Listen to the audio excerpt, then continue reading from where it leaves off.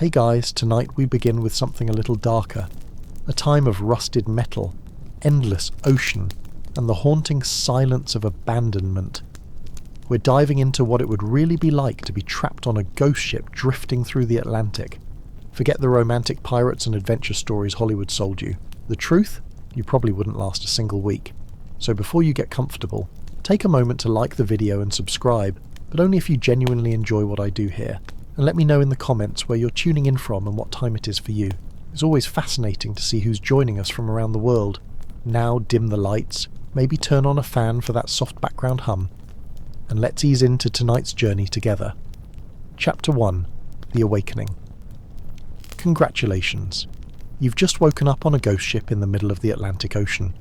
The good news? You're alive. The bad news? You have absolutely no idea how you got here. Your eyes flutter open to complete darkness. Not the comfortable darkness of your bedroom, but the suffocating absolute blackness of a sealed metal tomb. The air is thick, humid, and tastes like rust and salt.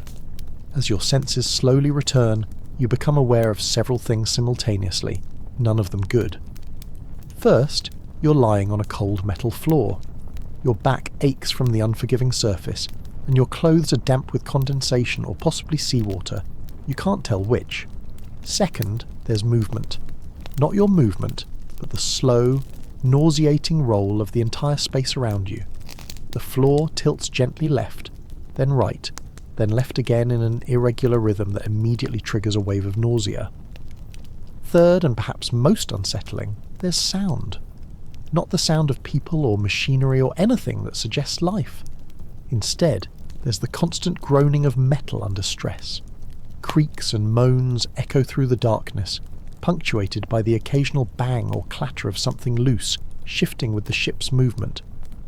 And beneath it all, the endless rhythmic slap of waves against a hull. You try to sit up and immediately regret it. Your head spins, and for a moment you think you might vomit. The darkness is so complete that you can't tell if your eyes are open or closed. You blink several times, straining to see anything, any hint of light, but there's nothing. Just blackness and that constant sickening motion. Your hands explore the space around you. Cold metal to your left, cold metal to your right. You're in some kind of corridor or passageway. The walls are close enough to touch on both sides if you extend your arms. Pipes run along the ceiling, you discover, as your head bumps against them when you try to stand. The impact sends a jolt of pain through your skull and adds to the growing list of discomforts. As you crouch there in the darkness, trying to get your bearings, questions flood your mind. Where are you? How did you get here? What happened? The last thing you remember is... Actually, what is the last thing you remember? Your memory feels foggy, distant, like trying to recall a dream that's already fading. There was land, wasn't there? A port? Or were you already on a ship? The more you try to remember, the more the memories slip away like water through your fingers. It's as if someone has taken your recent past and wrapped it in cotton, muffling all the details until only vague impressions remain. But one thing is becoming increasingly clear. You need to find light. You need to figure out where you are. And you need to do it soon, because the alternative, staying here in the darkness, waiting for something to happen, is not an option. You reach into your pockets, hoping for a phone, a lighter, anything. Your right pocket yields nothing but lint. Your left pocket contains something small and hard. You pull it out, but in the darkness you can't identify it by sight. Your fingers explore its contours. It's cylindrical, about the length of your palm, with a button on one end. A flashlight? You press the button. Nothing happens. You shake it. Press the button again, harder this time. Still nothing. Dead batteries? Or broken? Or maybe it's not a flashlight at all. The frustration and fear are building now, tightening around your chest like a vice. Then, just as you're about to give up, you hear something different. Not the creaking metal or the waves, but something else. Footsteps. No, more like dragging. Something heavy being pulled across metal, distant but distinct. The sound comes from somewhere ahead of you in the corridor, then stops abruptly. Your heart hammers in your chest. You're not alone on this ship. The question is that a good thing or a very, very bad thing? Chapter 2. First steps into darkness. You freeze, every muscle tensed, listening intently. The dragging sound doesn't repeat, just the ship's constant symphony of groans and creaks, the waves, and your own ragged breathing, which suddenly seems impossibly loud in the confined space. Should you call out? The rational part of your brain argues yes, if there's someone else here they might be able to help, explain what's happening, work together to find a way off this floating nightmare. But something primal, some instinct honed by millions of years of evolution, screams at you to stay silent, to hide, to become as small and insignificant as possible. You compromise with yourself. You'll move forward toward where the sound came from, but quietly. If it's another person, you'll assess the situation before revealing yourself. If it's something else, well, you'll deal with that when the time comes. Keeping one hand on the wall to your right, you begin to shuffle forward, your feet sliding along the metal floor to avoid tripping on any unseen obstacles. The corridor seems to stretch endlessly into the darkness. Every few feet your hand encounters a pipe, a valve, a junction box. This is definitely a ship, you conclude. Some kind of cargo vessel, maybe, or a tanker. The industrial nature of your surroundings is unmistakable. After what feels like an eternity but is probably only a minute or two, your outstretched left hand encounters something different. Not the corridor wall, but an opening. A doorway. You explore its edges cautiously. It's a standard ship's door. Heavy metal, circular handle in the centre. The handle turns with a rusty squeal that makes you wince. The door swings open, and for the first time since you woke up you see light. It's not much, just the faintest grey luminescence filtering down from somewhere above.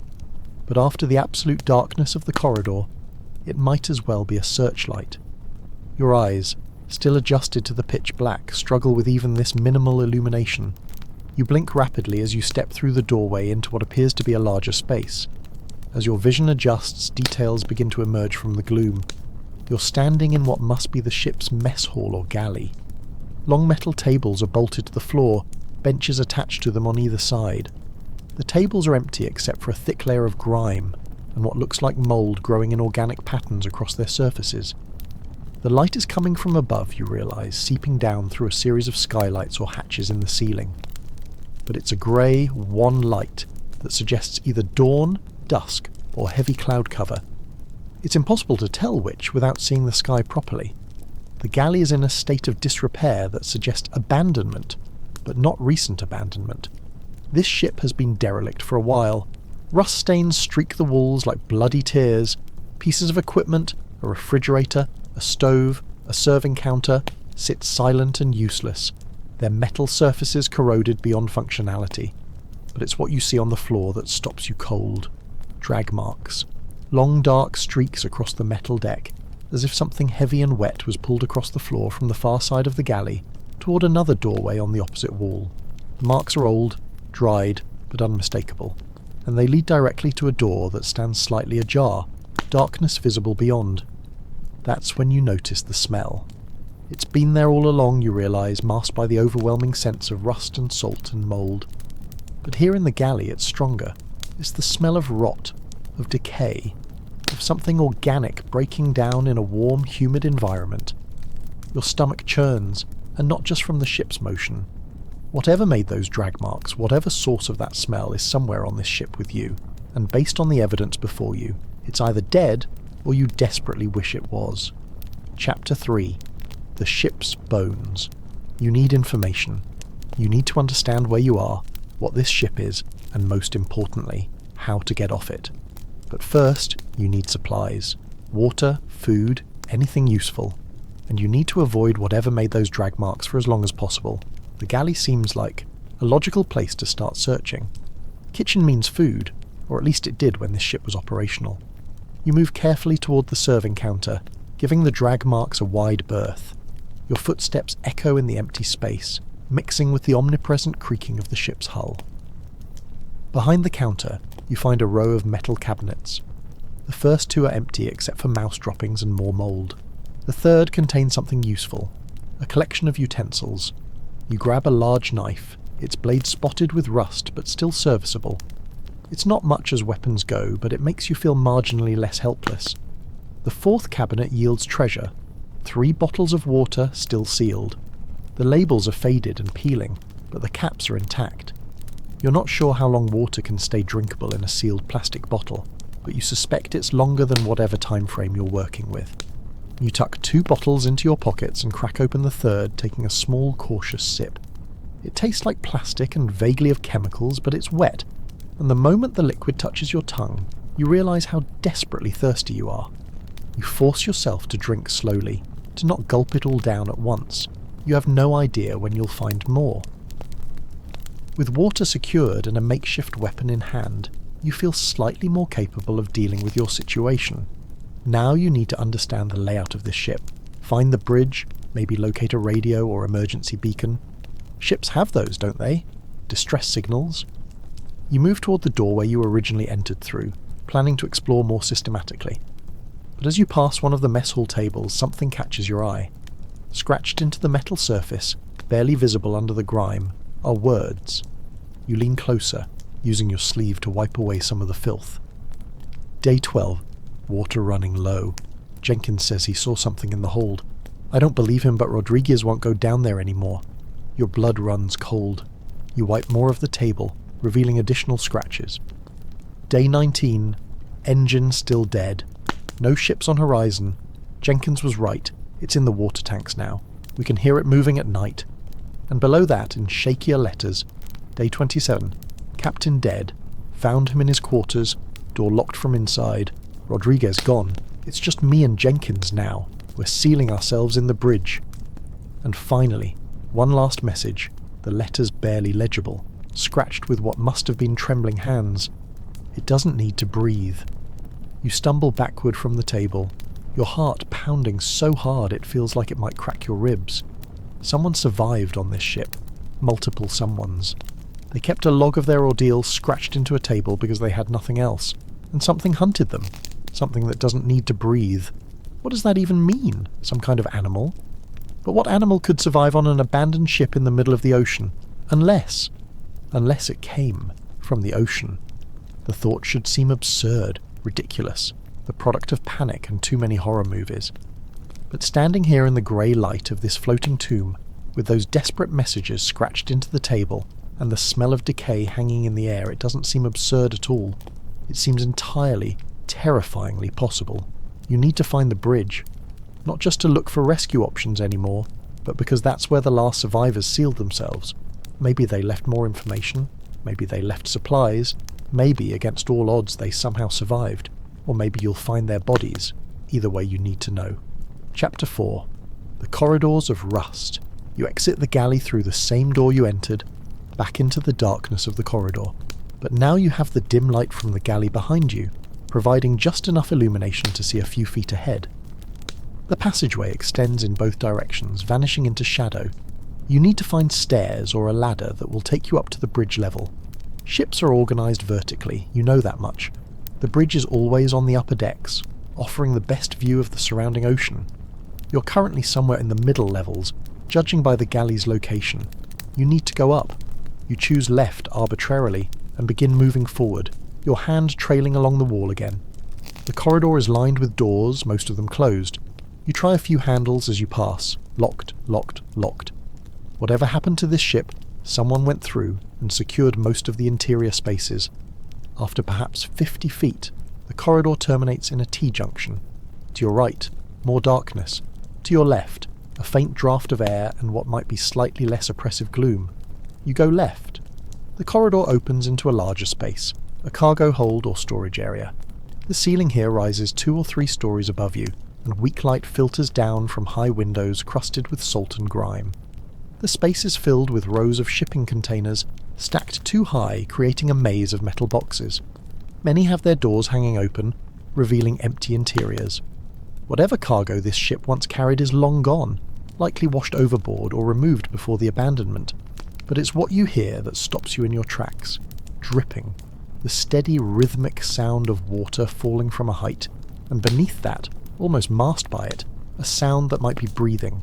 Heavy, wet breathing, like someone with fluid in their lungs. The sound is coming from deeper in the hold, somewhere in the maze of containers. Every instinct you have screams at you to turn around, to go back, to find another route to the upper decks. But there's something else, something you noticed when you first entered this space that overrides your fear. At the far end of the hold, barely visible through the rows of containers, is a ladder. A vertical ladder built into the far wall, leading up to the next deck level. It's the first stairway you've seen. It might be your best or only route to the bridge. To reach it, you'll have to cross the hold. You'll have to pass within 30 or 40 feet of whatever is making that breathing sound. You weigh your options. You could go back, try to find another route, spend hours wandering these dark corridors hoping to stumble upon stairs. By that time, it might be night. The little light you have would be gone, and whatever is in this hold with you would still be here, between you and the most direct route to potential rescue. Or you could move now while you have light, while you know where the threat is, relatively speaking. Move quickly and quietly, reach the ladder, and get to the upper decks. You choose the latter. Gripping the rusty knife in your right hand, you begin to make your way through the maze of containers. You move as silently as possible, placing each foot carefully, avoiding loose debris and puddles. The breathing sound grows louder as you advance, but you can't pinpoint its exact location. The acoustics of the metal space make everything echo and reflect, sounds seeming to come from everywhere and nowhere simultaneously. You're halfway across the hold when you see it, or rather you see where it is. One of the containers to your left, door hanging open, is different from the others. The interior isn't empty. There's something inside, something large enough to fill most of the container's interior. From your angle, you can only see a mass of what looks like wet, dark fabric or tarp, but it's moving, slowly, rhythmically, expanding and contracting, breathing. You freeze, not daring to even breathe yourself. You're out in the open in the aisle between containers. If whatever that is looks out, if it emerges, you have nowhere to hide, nowhere to run except back the way you came. For an endless moment, nothing happens. The mass continues its slow breathing. The water continues dripping. The ship continues creaking and rolling in the swells. Then, from inside the container, a sound. Not the breathing this time, but something else. A wet sliding sound, like something slick moving against metal. And then a voice. Hello? It's human. Definitely human. A man's voice. Hoarse and weak, but unmistakably a person speaking. Is someone there? Please, I need help. I can't move. There's something wrong with my legs. Relief floods through you. It's not a monster, not some creature from the deep. It's another survivor. Someone who's been trapped here, injured, unable to move. You should help. You should. But something stops you. Something about the voice, or maybe the situation. Why would an injured person be inside a shipping container?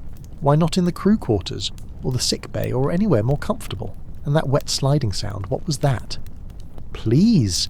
The voice continues, weaker now, more desperate. I know you're there. I can hear your footsteps. I've been here for, I don't know how long, days, maybe weeks. I thought everyone else was dead. Please don't leave me. You take one step back, your eyes fixed on the dark opening of the container. The mass inside shifts slightly. I have water, you call out, your voice sounding strange to your own ears after so long in silence.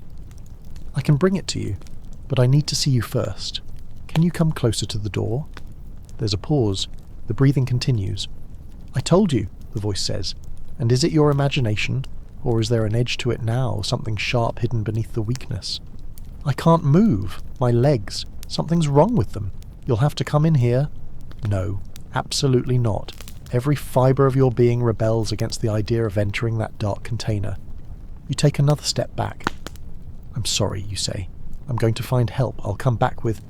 You don't finish the sentence, because at that moment, the mass inside the container moves. Not the slow breathing movement from before, but fast, sudden. It lurches forward, and for just an instant in the dim light you see what it actually is. It's not fabric or tarp, it's skin. Grey-green skin, slick with seawater or slime, stretched over something massive and wrong. And eyes. Not human eyes. Eyes that catch the light like those of a cat, but larger, much larger, reflecting a sickly yellow-green. The voice comes again, but it's changed now. Deeper, resonant, with a quality that makes your bones vibrate. You'll have to come in here. You run. Chapter 5. The ladder. You don't look back. You don't need to. Behind you, you hear the container door screech as something large forces its way through. You hear the wet slap of something hitting the metal deck, and then a sound that will haunt your nightmares if you survive this. A dragging, sliding sound, rapid and purposeful, as something pulls itself across the floor in pursuit. Your legs pump, your lungs burn, and that rusty knife is somehow still clutched in your hand, though you can't remember consciously deciding to hold on to it. The ladder is ahead, 40 feet, 30, 20. The dragging sound is getting closer. Whatever that thing is, it's fast despite having to pull itself along. 10 feet from the ladder, you risk a glance back. You immediately wish you hadn't. It's in the aisle behind you, visible in the light from the high windows. The size of it, dear God, the size of it. It's as large as a small car, a mass of that grey-green skin that seems to writhe and pulse with its own life. The front part, what you assume is the head region, is raised up maybe 4 feet off the ground, and that's where the eyes are. 3 of them, arranged in a triangle, each the size of a dinner plate. And below the eyes, something that might be a mouth, a vertical slit that opens and closes, revealing rows of what look less like teeth, and more like the bleen of a whale. Hundreds of thin, flexible plates designed for filtering prey from water. But it's not in water now. It's on the deck of this ship, pulling itself forward with appendages that might be fins or might be something else entirely, something evolution never intended. You reach the ladder and start climbing, your hands slipping on the rusty rungs. Below you, the thing reaches the base of the ladder. For a moment, you think you've made it. You think it can't follow. Then one of those appendages stretches up, impossibly flexible, impossibly long, and wraps around the lowest rung. It's climbing after you. You ascend faster than you've ever climbed anything in your life, your muscles screaming in protest. The ladder goes up one deck, then another, then a third. You don't stop. You can hear the metal groaning below you as the creature's weight stresses the ladder structure. Finally, you reach the top, hauling yourself through an opening and into another corridor. Without thinking, you grab the nearest object, a fire extinguisher mounted on the wall, and smash it into the housing, breaking it free. You hurl it down the ladder shaft. The extinguisher clangs and bounces on the way down, and you hear it impact something soft and wet. The thing makes a sound. The first sound you've heard from it besides that horrible dragging. It's like whale song, but distorted, angry, coming from an anatomy not designed to make such noises in air. The climbing stops. You hear the creature descend, dropping back to the hold level. For now, it's given up the pursuit. You collapse against the corridor wall, gasping for breath, your entire body shaking with adrenaline and terror. You're 3 decks higher than you were, closer to the bridge, but you've also confirmed that this nightmare is real. There is something on this ship, something that shouldn't exist, something that's been hunting the crew, living in the containers and water tanks, surviving long after everyone else died or fled. Something that can mimic human speech. As your breathing slowly returns to normal, you become aware of your surroundings. This corridor is different from the ones below. There's more light, coming from actual windows rather than dim skylights, and the doors here have labels: Officers' Quarters, Chief Engineer, First Mate. And at the far end of the corridor, a door larger than the others, with a tarnished brass plaque that reads, Bridge. You've made it. But your relief is short-lived, because as you stare down the corridor toward the bridge door, you notice something that makes your blood run cold all over again. The door is open. Not fully open, but cracked. Maybe a foot of dark space between the door and its frame. The last message scratched into the galley table comes back to you. We're sealing ourselves in the bridge. If they sealed themselves in, why is the door open? You advance slowly down the corridor, the knife once again raised, though you're not sure what good it would do against something the size of what you just encountered. The ship rocks beneath your feet, the motion more pronounced up here on the higher decks. Through the windows you catch glimpses of grey sky and grey sea, merging at a horizon line that seems to shift and blur in the mist. At the bridge door, you pause, listening. Nothing. No sound from within except the ever-present ship's groans and the wind whistling through openings in the superstructure. You push the door open slowly, wincing at its creaking hinges. The bridge is chaos. Everything is overturned, smashed, scattered. Control panels have been ripped from their housings, their wires hanging like entrails. The ship's wheel, a surprisingly traditional wooden wheel for what appears to be a relatively modern vessel, has been torn completely off its mounting and lies in pieces on the floor. Windows are cracked or shattered, allowing rain and spray to come in. The floor is covered in a layer of water, rust, and something else. Papers. Hundreds of sheets of paper scattered everywhere, covered in writing. And in the captain's chair, still bolted to the floor in the centre of the bridge, sits a skeleton. The remains are still clothed in the tattered remnants of what must have been a uniform. The skull has fallen forward, chin resting on chest, arms hanging at its sides. It's been here a long time, years maybe. But what catches your attention is what's in the skeleton's lap. A journal, a proper notebook, its pages warped by humidity but still intact, held in place by the skeleton's bony fingers. You approach carefully, half expecting the skeleton to suddenly animate, to grab you, to reveal itself as another trick. But it remains motionless, just dead, remains sitting in silent testimony to whatever horror occurred here. You gently extract the journal from its grip. The cover is labelled in neat handwriting. Ship's log, Captain James Whitmore, MV Persephone. Persephone. So that's the name of this ghost ship. You flip open the journal to a random page and begin to read. Chapter 6. The Captain's Log. The journal is extensive, hundreds of pages covered in increasingly frantic handwriting.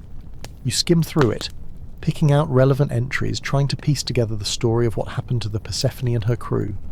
The early entries are mundane, standard ship's log stuff. Departure from New York Harbour on March 15th, 2019. Cargo, agricultural equipment bound for a port in West Africa. Crew of 23, weather reports, navigation notes, routine maintenance, everything proceeding normally. Then, dated March 22nd, the tone shifts. Engine trouble today. Chief Engineer Rodriguez reports unusual sounds from the main propulsion system. Not mechanical sounds, he says, but something else. I told him to stop being fanciful and fix whatever's broken. We can't afford delays. March 23rd. Engines repaired, but Rodriguez is insisting something got into the system. Claims he found biological material in one of the coolant lines. I inspected it myself. Looks like seaweed or kelp, probably sucked in when we were close to shore. Nothing unusual about it, but Rodriguez won't let it go. Says seaweed doesn't move on its own. March 25th. 2 crew members, Jenkins and Patel, report hearing sounds from the cargo hold during night watch. Investigated with first mate Carson. Found nothing. The containers are sealed. Whatever they heard was probably just the cargo shifting in rough seas. I've warned them that spreading ghost stories is not acceptable behaviour. March 27th. Jenkins came to me today, visibly shaken. Claims he saw something in the water during his watch. Described it as bigger than the ship and wrong-looking. I've reduced his duties and suggested he get more sleep. This superstitious nonsense is starting to affect crew morale. March 29th. Can't ignore it anymore. 3 more crew members have reported sightings. Something in the water following the ship. I've seen it myself now. Surfaced briefly off the port side. At first I thought whale, but the profile was wrong. The movement was wrong. It stayed just beneath the surface, pacing us, for over an hour before diving. When it dove, the ship rocked from the displacement. Whatever it is, it's enormous. March 30th. It came up alongside us again last night. Close enough that we could have touched it from the deck. One of the crew, Parker, did touch it before I could stop him. He's in sick bay now, screaming. His hand is covered in what looks like chemical burns, though he swears he only touched skin. Dr. Reeves says the tissue damage is consistent with exposure to extremely toxic organic compounds. Parker keeps saying it burned cold. I don't know what that means. April 1st. Parker died this morning. The tissue damage spread despite treatment. His entire arm turned black. The smell was indescribable. We've sealed his body in the walk-in freezer. I've tried to contact the Coast Guard, but radio is malfunctioning. All frequencies just static. GPS is also out. Navigation equipment showing impossible readings, putting us everywhere from the Arctic to the Indian Ocean. We're navigating by stars and compass now. April 3rd. It's not following us. We're following it. I can't explain it any other way. We altered course 3 times yesterday, trying to outmaneuver it or move away. Each time, within hours, it was directly in front of us again. It's herding us. Pulling us. I don't know how, but I can feel it in the way the ship moves. The way the currents seem to push us in specific directions despite our engine settings. April 5th. Jenkins is dead. Found him in the cargo hold this morning. The official cause will be listed as accidental, but I know better. We all do. He didn't fall. Something grabbed him and pulled him down into one of the containers. We heard the screaming. By the time we got there, only his legs were visible sticking out of a hole in the floor of the container, a hole that shouldn't exist. We tried to pull him back, but something held him, pulled harder. His legs came off. There was no blood. Cauterized somehow. Cold burns again. We sealed the container. We could still hear him screaming inside for 3 hours after. April 7th. 5 more dead. It came aboard last night. Came through the hull, through metal, without even making a hole. Passed through solid steel like it wasn't there and took them from their bunks. We found the remains in the morning, arranged on the deck in a pattern, a circle with lines radiating out like a sun or a star. Dr. Reeves says it looks like some kind of ritual display, but that would imply intelligence, intent. You skip ahead, the middle pages charting the steady deterioration of order, sanity and life aboard the Persephone. More deaths, more impossible events. Crew members vanishing, then reappearing days later changed, wrong, speaking in voices that weren't their own. Equipment failing in ways that defied physics. The ocean itself seems to turn against them. Waves coming from impossible directions, water that burned, fog that whispered. April 20th. We're down to 7. Carson killed himself last night, locked himself in his quarters and slit his wrists. Left a note. It's already inside me. I can feel it changing me from the inside out. Better to die human. Found Rodriguez this morning in the engine room trying to scuttle the ship. He kept screaming that we had to let her sink, let her take us down. It's the only way to stop it from reaching land. Had to restrain him. He's locked in a storage room now, April 23rd. Jenkins was right. It doesn't need to breathe. I know because I've seen it now. Really seen it. Not just a glimpse from the deck. It's living in the water tanks, in the flooded sections of the lower holds. Something that's part deep-sea creature, part something else. Something that looks like it was designed rather than evolved. I think it might be intelligent. More intelligent than us. And I think it's been studying us, learning from us, playing with us. We're not prey, we're something else. Specimens? Experiments? April 26th. Reeves gone, took his own life with morphine, found him in sick bay, very peaceful, small smile on his face. Envied him. 3 of us left now. Me, Rodriguez and Chen. We've decided to seal ourselves on the bridge. There's food, some water. Radio still dead. GPS still useless, but maybe someone will see us. A passing ship. A plane. Maybe someone will come. April 30th. Rodriguez tried to leave the bridge last night. Said he could hear his daughter calling him from the deck. His daughter is 6 years old and safe in California. We had to physically restrain him. He's stronger than he looks. Fought like a man possessed. In the struggle he bit Chen, took a chunk out of his arm. The wound isn't bleeding normally. Is weeping something clear and viscous. Chen says it doesn't hurt, says it feels cold, says it feels good. May 3rd. Chen went into the water today, just walked out of the bridge, down to the deck and jumped over the rail. No hesitation, no fear. I watched from the bridge window. He floated for a moment, then something rose beneath him. He didn't scream. He went under still smiling. Rodriguez laughing now, won't stop laughing. Says we're already digested, just waiting to realise it. I think he might be right. May 7th. Haven't slept in 3 days, can't sleep. When I close my eyes I see it. See all of it. The whole thing at once. It's bigger than I thought. So much bigger. The thing following the ship, the thing in the holds, they're not separate creatures. They're appendages, parts, like fingers of a hand. And the hand is... I can't describe the hand. Don't have words. Don't think human language has words for what I'm seeing behind my eyelids. May 10th. Rodriguez dead, or changing. Hard to tell the difference anymore. Found him this morning in a corner, skin turning grey-green, eyes filmed over. Still breathing but won't respond. Body temperature dropping. Checked his pulse. Barely there. Checked again an hour later, completely gone. No heartbeat, but still breathing. Slow, rhythmic, like the ocean. May the 12th, 2019. Final entry. If someone finds this, if anyone ever boards this ship and makes it to the bridge, you need to know. Don't touch the water. Don't drink it. Don't even let it touch your skin. It's not water anymore. Hasn't been since we entered, whatever this place is. We're not in the Atlantic anymore. Don't know where we are. Maps don't work here.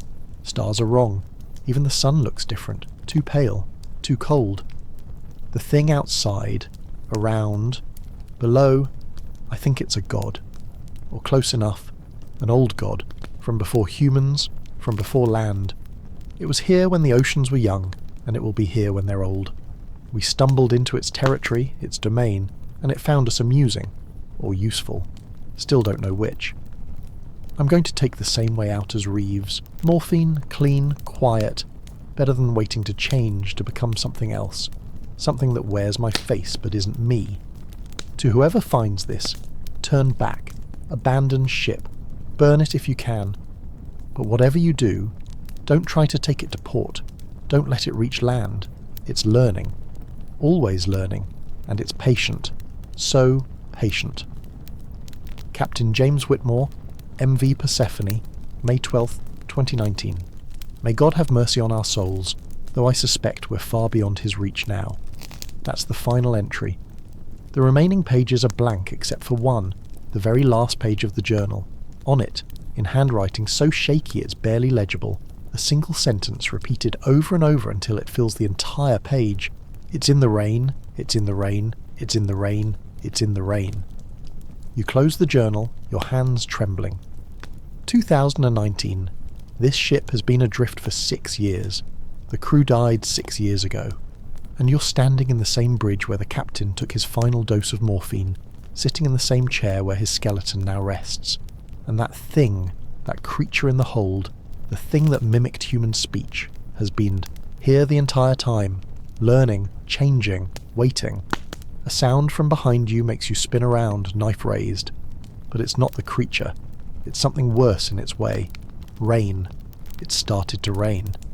You can hear it pattering on the deck outside, see it streaming down the broken windows of the bridge.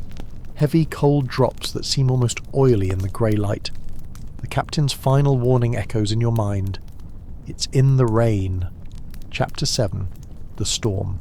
The rain intensifies rapidly, going from a light patter to a torrential downpour in a matter of seconds. It drums against the metal superstructure of the Persephone like 1,000 frantic fingers, and through the broken windows spray begins to mist into the bridge. You back away from the windows, watching with growing horror as the water pools on the floor, mixing with the rust and debris. The liquid doesn't look quite right. It's too viscous, too thick, catching the dim light in a way that water shouldn't. And there's something in it. Particles or organisms or something else. Tiny dark specks that seem to move against the current, swimming purposefully through the puddles. A single drop lands on the back of your hand. You watch it sit there for a moment, a perfect bead of not quite water. It doesn't feel like rain. It feels warm, almost body temperature, and it seems to pulse slightly as if alive. The cold burn. That's what Parker said before he died. Burned cold. You frantically wipe your hand on your pants, scraping the drop off. Where it touched your skin, there's a small red mark, like a chemical irritation. It doesn't hurt yet, but you can feel something. A tingling sensation that seems to be spreading slowly up your wrist. You need to get out of the bridge, find somewhere sealed, somewhere the rain can't reach. The captain's quarters, maybe? Officers' rooms? Somewhere with intact windows and a door that locks. You grab the ship's log, unwilling to leave it behind despite its weight. It's evidence, information, maybe something that could help someone understand what happened here if you don't make it off this ship alive. You also take a closer look around the bridge, searching for anything useful. In a storage locker near the navigation station, you find a few items that make your heart leap. A waterproof emergency kit. Inside is a flare gun with 3 flares, a hand crank emergency radio, a basic first aid kit, and a signal mirror. Not much, but infinitely better than the rusty knife you've been relying on. You also find a ship's manifest and some nautical charts. According to the manifest, the Persephone was a mid-sized cargo vessel, 450 feet long, registered in Panama, operated by a shipping company that you vaguely remember hearing went bankrupt several years ago. The charts show her last known position was approximately 800 miles east of Cape Hatteras, in an area of the Atlantic known for unpredictable weather and strong currents. But something about the chart bothers you. Someone, Presumably Captain Whitmore has drawn on it in red ink. Lines and symbols that don't correspond to any standard navigation markings. They form a pattern, a spiral that centres on a point in the middle of the ocean, hundreds of miles from any land. And written next to the spiral in that same shaky handwriting from the journal's last page, the eye. We're circling the eye. Can't escape the pull. A tremendous crash shakes the entire ship, and for a heart-stopping moment, you think the creature has breached the bridge level. But no, it's thunder. A roll of it so deep and powerful that you feel it in your chest, in your bones. Through the windows, the sky has darkened from grey to an ugly greenish black. The rain is coming down in sheets now, and the wind has picked up, howling through the ship's damaged superstructure like a wounded animal. The Persephone rolls heavily to port, then starboard, the motion so violent that you have to grab onto a bolted-down console to keep from falling. The storm is getting worse, and you're on a derelict ship with a dead engine, no anchor, no control over where the currents take you. And according to the captain's chart, the currents are taking you in a spiral, circling something. The eye, whatever that means. You need to get to an interior room, somewhere away from the windows and the rain. The first mate's quarters. You remember seeing the door in the corridor just outside the bridge. You gather your supplies, the flare gun, the radio, the first aid kit, the journal, the knife, and the 2 remaining water bottles, and make for the door. In the corridor, the rain is coming in through broken skylights and vents, creating a treacherous wet floor. You move quickly but carefully, heading for the first mate's door. The label is still readable. First Mate D. Carson. The door is locked. Of course it is. You rattle the handle in frustration, then notice the door frame is damaged, wood splintered around the lock mechanism. Someone tried to break in, or break out, at some point. You brace yourself and throw your shoulder against the door. Pain shoots through your arm, but the door holds. 3 more impacts and the lock finally gives way. The door swings inward, and you stumble into the cabin, slamming it shut behind you and jamming a chair under the handle for good measure. The first mate's quarters are small but relatively intact. A bed, a desk, a small closet, a porthole window that, mercifully, still has glass in it. The rain streams down the outside of the glass, distorting the view of the churning ocean beyond. You can see waves now, massive swells that roll past the ship, mountains of grey water topped with white foam. The Persephone climbs each swell with a groan, pauses at the top, then slides down into the trough with a sickening drop that leaves your stomach somewhere up near your throat. You're in the middle of a major storm, on a ship that can't steer, with a creature hunting you from below, and rain that isn't really rain falling all around. The situation, to put it mildly, is not good. You sit on the bed, which creaks alarmingly under your weight but holds, and try to think rationally. What are your priorities? Survival, obviously. But survival until what? Rescue. The odds of another ship passing close enough to spot you in this weather are astronomical. The radio, maybe you can get the emergency radio working, send out a distress call. You pull out the hand crank radio and start turning the handle. After a minute of cranking, a small light on the device turns green. You flip it on and tune to the international distress frequency, 2082 kHz. Static. You try other frequencies, more static. You pick up the microphone and press the transmit button. Mayday, mayday, mayday, this is a survivor on the cargo vessel Persephone. Position unknown. Requesting immediate assistance. I am alone on a derelict vessel in the middle of a severe storm. Please respond. Over. You release the button and listen. Nothing but static. You try again, and again, repeating your message on different frequencies. On your 5th attempt, the static changes. For just a moment you hear something else. Not a voice exactly, but something that might have been a voice once, distorted beyond recognition, speaking words that your brain refuses to process because they're coming out backwards, or inside out, or in dimensions that sound shouldn't be able to occupy. Then the static returns, but different now, rhythmic, pulsing, like breathing. You turn the radio off, your hands shaking. Whatever's out there, it can reach through radio waves now. It can touch electronics, manipulate them. The captain was right. This thing, this entity, it learns, it adapts. A particularly violent roll of the ship sends you sliding off the bed. You catch yourself on the desk and in doing so, notice something. The desk drawers. You haven't checked them yet. The first drawer contains standard office supplies. Pens, paper, a stapler. The second drawer has personal items. A photo of a woman and 2 children all smiling at the camera. First mate Carson's family, presumably. A wedding ring on a chain. A book. Advanced navigation techniques. The third drawer is locked. You use the knife to pry it open, not caring about the damage. Inside, you find something unexpected. Another journal. This one's smaller than the captain's log, more of a personal diary. The first page identifies it as belonging to David Carson, first mate. You flip through it quickly. The early entries mirror the captain's log, observations about the voyage, concerns about the crew's superstitions, notes about the strange creature pacing the ship. But then the entries diverge, become more personal, more disturbing. April 8th, 2019. I dreamed of it last night. Not the creature in the water, but what it showed me. A city beneath the waves, older than human civilization, built by things that were never meant to surface. Spires of black stone that seemed to twist in ways that hurt to look at. And at the centre, a temple, and in the temple, something waiting. Something that's always been waiting. The creature following us, it's just a servant, a minor attendant of the thing in the temple, and the thing in the temple is waking up. April 15th. I can hear it singing. No one else seems to notice, or maybe they do, and they're just not talking about it. A song with no melody, no rhythm, but it gets into your head and stays there. I catch myself humming it when I'm on watch.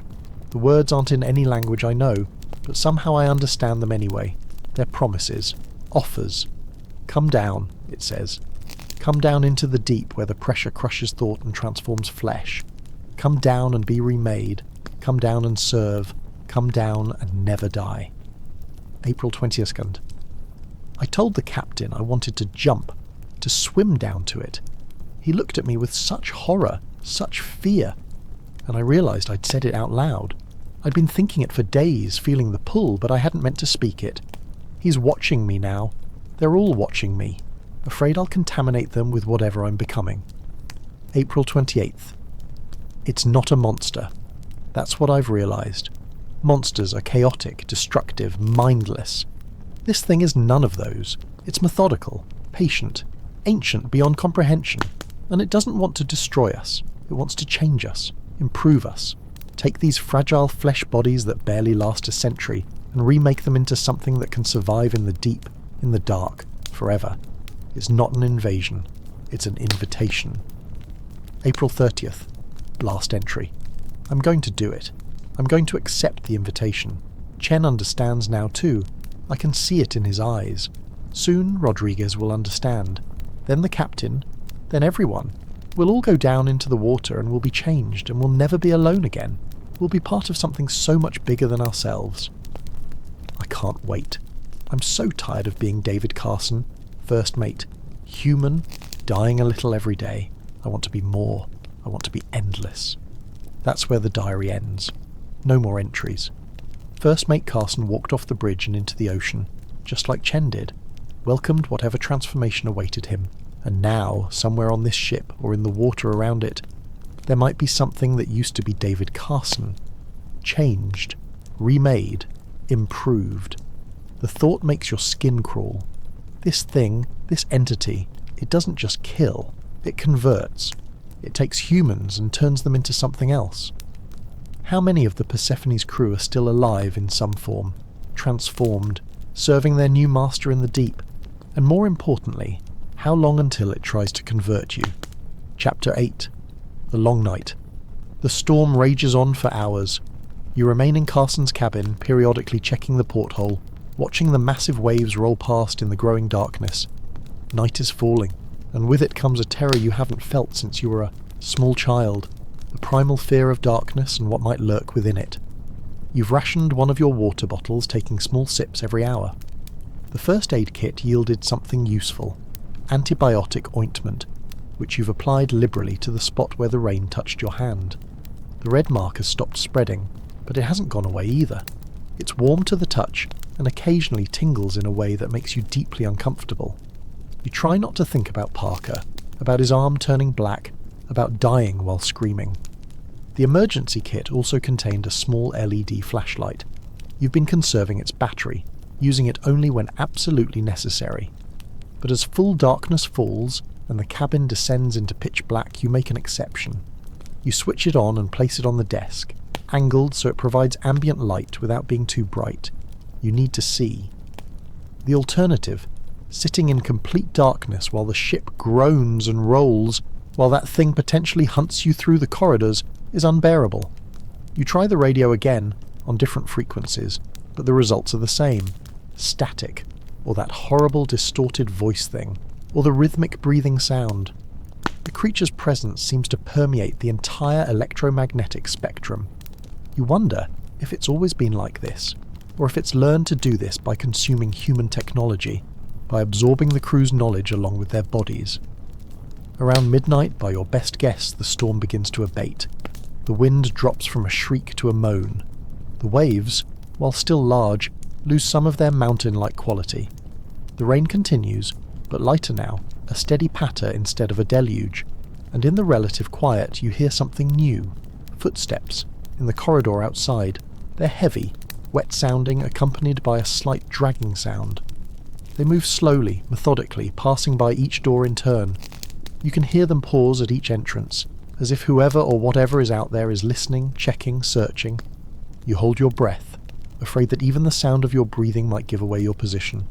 The flashlight suddenly seems too bright, a beacon that screams, "Here I am, come and get me."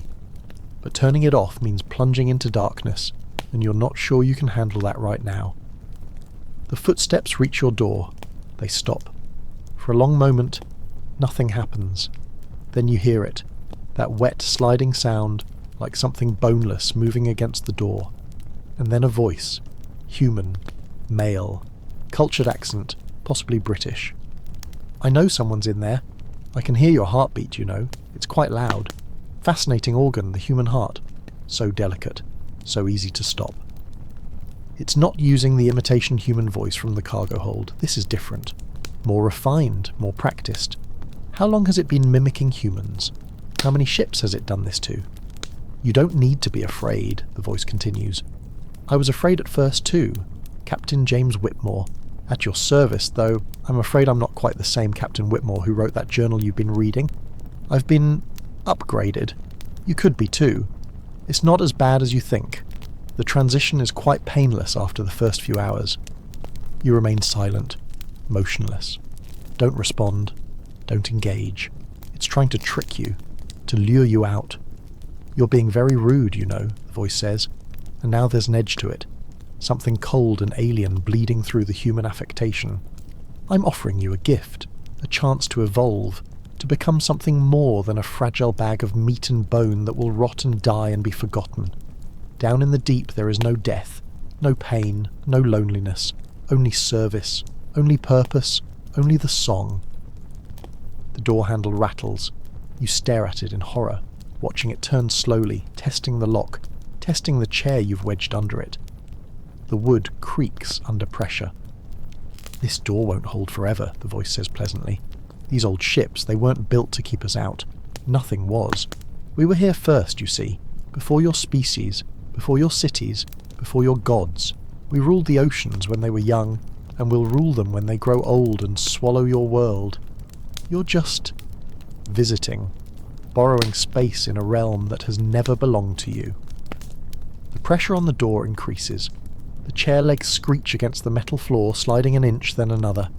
The thing on the other side is incredibly strong. You look around frantically for options.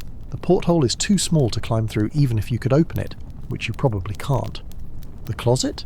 No, that's a death trap. Nowhere to go if it finds you there. Under the bed? Same problem. Your eyes fall on the flare gun. It's a desperate idea, probably stupid, but it's the only idea you have. You grab the flare gun, check that it's loaded, and position yourself in the corner furthest from the door.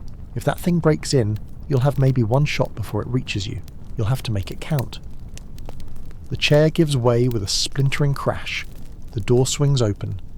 What enters the cabin is wearing Captain Whitmore's uniform. Or rather, something is draped in the rotted remnants of a uniform. The form underneath is wrong. Too tall, limbs too long and jointed in too many places. The skin is that same grey-green as the creature in the hold, slick with seawater or something worse. The head is vaguely human-shaped, but the face is a nightmare. The features are melted, sliding, as if the thing is wearing a mask of human skin that doesn't quite fit. One eye is human, blue, possibly Whitmore's original eye. The other is one of those massive yellow-green orbs you saw on the creature below. There you are, it says, and the mouth moves, but not in sync with the words, like a badly dubbed film. I've been looking everywhere for you. We have so much to discuss, so much to show you. You raise the flare gun with shaking hands. The thing tilts its head, an unnervingly bird-like gesture. Oh, that's adorable. You think that will stop me? You think fire can harm something that lives at pressures and temperatures that would crush and freeze you instantly? Please. I've existed in the Hadal zones, at the bottom of trenches that your species has never even mapped. I've survived volcanic vents. A little chemical fire is nothing. Maybe, you say, your voice surprisingly steady despite your terror, but I'm not aiming at you. You adjust your aim, pointing the flare gun at the bed mattress, which you noticed earlier is old and made of highly flammable foam rubber. The thing's human eye widens slightly in something that might be surprise or respect. Clever, it says. You'd burn yourself, burn this room, burn the ship maybe if you're lucky, destroy my hunting ground, spite me even in death. Very human, very brave, very stupid. Maybe, you repeat, but at least I'll die human, not whatever you are. What I am, the thing says, and its voice drops an octave, becoming something that resonates in your chest and makes your teeth ache, is what you'll become, one way or another. Whether you burn this ship or jump into the ocean or hide in a closet until you starve to death, your body will end up in the water, and in the water you'll be mine. So please, by all means, pull that trigger. Give me your flesh in flames, it all ends the same way. Your finger tightens on the trigger, and then, impossibly, you hear something else. A sound from outside, from beyond the ship. A deep resonant blast. A horn. A ship's horn. The thing wearing Captain Whitmore's skin jerks its head toward the porthole, and for the first time, you see something on its melted face that might be fear. No, it whispers. Not now. Not when I'm so close. The horn sounds again. Closer this time. And through the porthole, cutting through the darkness and rain, you see lights. Searchlights sweeping across the water. Someone's here. Someone's found the Persephone. The thing backs toward the door, its movements suddenly jerky, uncertain. This isn't over, it says. I'll be waiting, in the water, always in the water, and eventually everyone goes into the water. It slides out of the cabin and disappears into the corridor. You hear its footsteps retreating rapidly, hear the wet slapping sound as it moves away faster and faster, fleeing from the approaching vessel. You lower the flare gun and collapse against the wall, shaking with relief and residual terror. Rescue. Against all odds somehow, rescue has found you. But even as you think it, a small voice in the back of your mind whispers doubt. What if it's not rescue? What if it's another ship like the Persephone lured here by that thing? What if you're about to watch a whole new crew be consumed, transformed, added to the collection of horror walking these decks? Only one way to find out. You grab your supplies and head for the door, stepping carefully over the broken chair. The corridor is empty, but you can hear sounds from above, from the deck. Voices. Human voices calling out in what sounds like Spanish. And the sound of an engine, close alongside. The approaching vessel has pulled up next to the Persephone. You make your way up to the deck level, emerging from a door near the stern. The rain has stopped, and the sky's clearing, revealing stars and a three-quarter moon that cast everything in silver light. 50 yards off the starboard side is a ship smaller than the Persephone, maybe a fishing vessel or a small cargo ship. Its deck is lit up, and you can see figures moving around, pointing at the Persephone, talking into radios. One of them sees you, points, shouts to the others. A voice calls out across the water, amplified by a bullhorn. Hola, ¿estás herido? ¿Necesitas ayuda? You don't speak Spanish, but you understand the tone. They're asking if you're hurt, if you need help. Yes, you scream back. Yes, help please. There's something on this ship. You need to get me off here, please. More shouting on the other vessel. They're lowering a boat, a small motorboat with 2 crew members. They're coming for you. You watch them approach, and as you do, you notice something in the water between the 2 ships. Just beneath the surface, barely visible in the moonlight, a massive form moving, swimming, circling. No, not now. Not when you're so close to getting off this nightmare ship. The motorboat reaches the Persephone's side. One of the crew members, a young man with kind eyes, calls up to you in accented English. We make ladder, yes? You come down, we take you to our ship. They're lowering a rope ladder. It splashes into the water, dangling against the Persephone's barnacle-encrusted hull. You look at the ladder. You look at the water. You look at the shape circling beneath the surface, growing larger, swimming closer. The young crew member sees your hesitation. "Is okay," he calls. "Water is safe. We are here. Come down." But you remember Captain Whitmore's log. You remember his warning. Don't touch the water. And you remember the thing wearing his skin just minutes ago. Everyone goes into the water eventually. This is it. This is the choice. Risk the water, risk the creature, risk whatever infection or transformation might come from exposure. But maybe reach that motorboat and get to the other ship and get to safety. Or stay on the Persephone, where you know the dangers but at least you understand them. The shape in the water surfaces just slightly, and you see those massive eyes, at least 5 of them now, watching you. Waiting. The crew member calls out again. "Please! We must hurry! Storm returning! You come now!" You look up at the sky. He's right. The cleared patch is closing, dark clouds rolling in from all sides. You have minutes, maybe, before the storm hits again with renewed fury. You make your decision.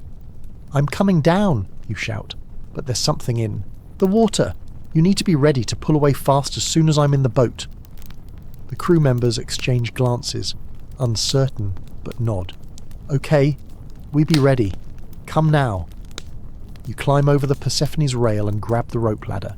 It swings alarmingly, and the rungs are wet and slippery. You start descending, your heart hammering, every fibre of your being screaming at you that this is a mistake, that you're delivering yourself directly into the creature's domain, 10 feet down. The rope ladder twists and you catch a glimpse of the water below. The shape is directly underneath you now, rising. "Faster," one of the crew members shouts. "Mas rapido." 5 feet from the motorboat. So close. The crew members are reaching up, ready to grab you and pull you in, and then something brushes your leg. It's just a touch, almost gentle, like a curious fish investigating your dangling foot. But you feel it through your shoe. Feel the cold that burns. Feel the wrongness of its texture. You drop the last few feet, falling into the motorboat. Strong hands grab you, pull you away from the side. The engine roars to life, and the boat surges forward, putting distance between itself and the Persephone. You look back at the ghost ship, illuminated by the other vessel's searchlights. And there, on the deck where you were standing just moments ago, you see figures, dozens of them.